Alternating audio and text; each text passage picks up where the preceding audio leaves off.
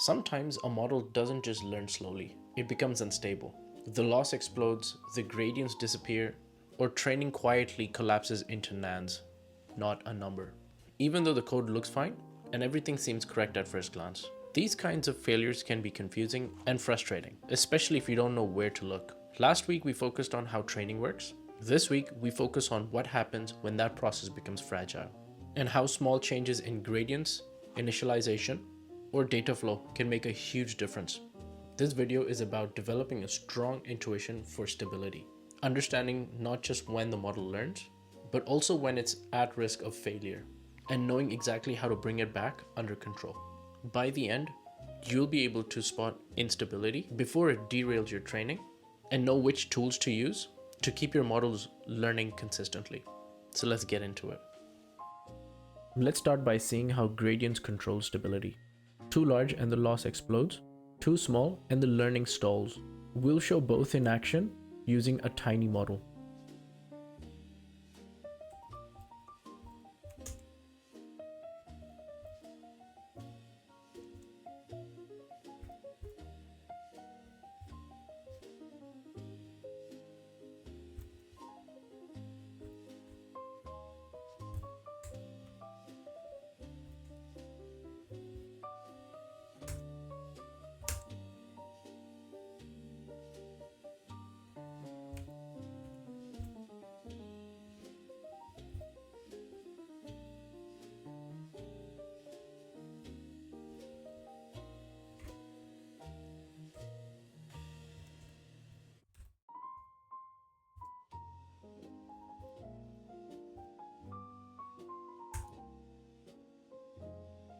Notice how the gradients are huge? That's an exploding gradient. Even a tiny model can get unstable if values get too large. Now let's reset the weights to very small values and see vanishing gradients.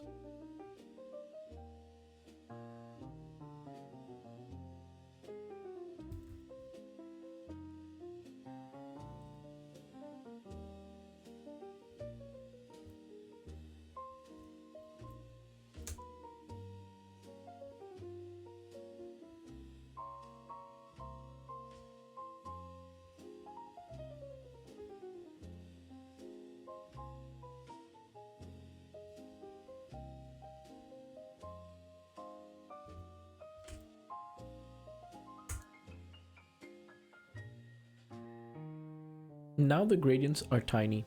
That's vanishing gradients. The updates are so small, the model barely learns. Observing gradients like this helps us understand why training sometimes fails and sets the stage for fixes like clipping, normalization, and proper initialization. Now that we've seen how gradients can explode or vanish, let's talk about how to keep training stable. Stability doesn't happen automatically. It comes from the choices we make when building our model.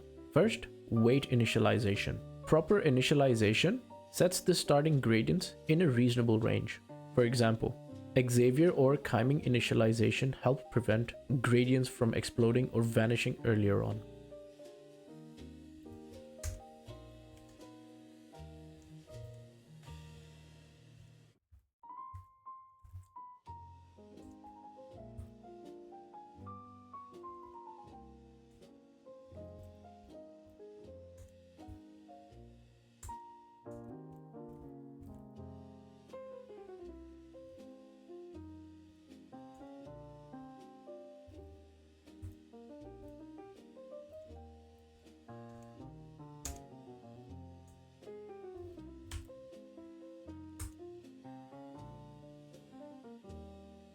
Here, Xavier initialization sets the weights, so gradients are well scaled for forward and backward passes.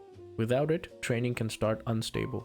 Next, normalization layers help keep activations and gradients in check. For example, batch norm normalizes outputs, preventing very large or very small gradients.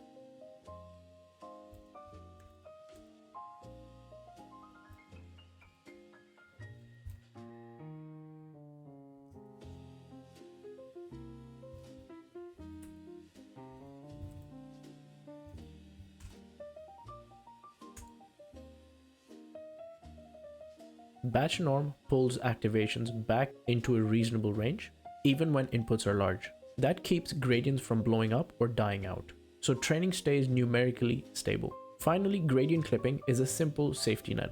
It caps the gradients to prevent explosions without changing model design.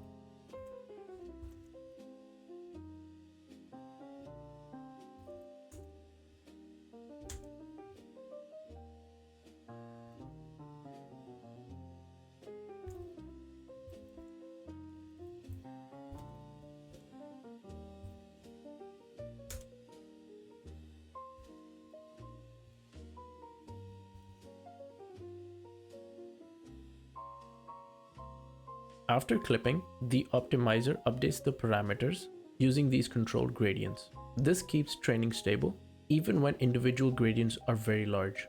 These design choices, initialization, normalization, and clipping, work together to keep gradients in a healthy range. Observing and controlling gradients like this ensures training is stable and reliable, even in deeper, more complex models. Finally, let's talk about what to do when training goes wrong. Even with proper gradients, initialization, normalization, models can still fail. For example, producing NANDs or gradients exploding. The good news is, these failures are observable and fixable, not mysterious. The first step is to log what's happening. We can track gradients, activations, and loss at each step to see where things go off track.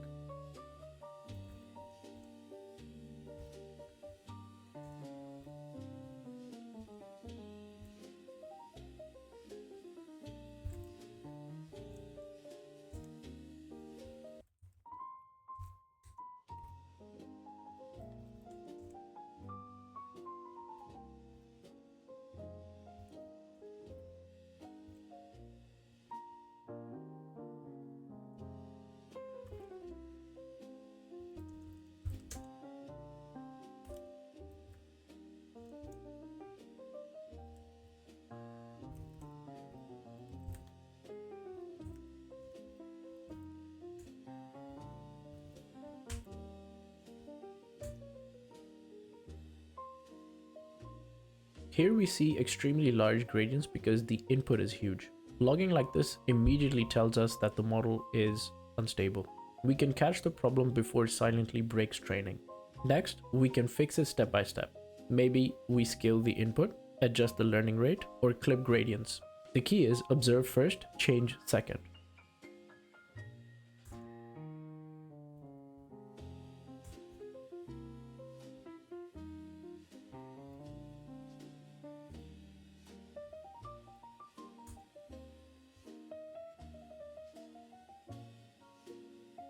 By inspecting the gradients and loss at each step, we turn failures into learning opportunities.